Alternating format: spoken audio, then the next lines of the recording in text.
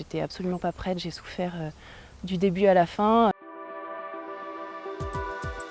Je m'appelle Emmanuelle, j'habite à Sainte-Foy-lès-Lyon. Je suis élue et je fais partie des premiers pionniers d'or.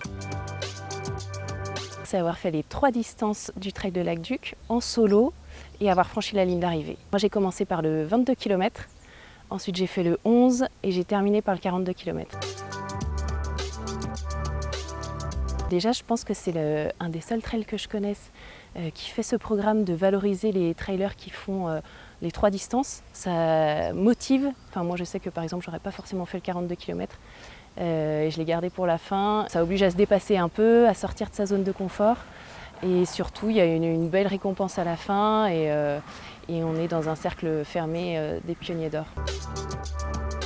Ça a été le 22 km.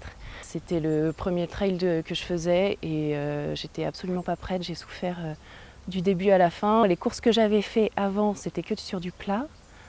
Du coup, j'avais pas vraiment compris ce que c'était le trail. Je m'étais pas entraînée pour ça, j'avais pas fait assez de dénivelé. Et c'est pour ça que voilà, c'était pas une très bonne idée de commencer par le 22 km.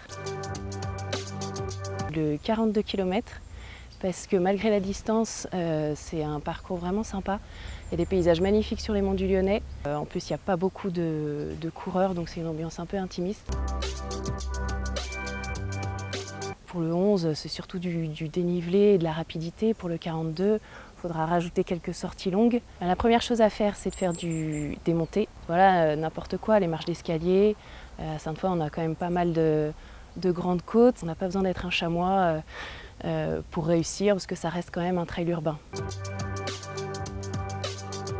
Sachant que j'ai déjà fait les 3 distances, je me demande si je ne vais pas faire peut-être plutôt soit le relais du 42, soit le duo du 22 km, c'est-à-dire on part ensemble, on arrive ensemble. Je trouve que c'est un esprit d'équipe assez sympa.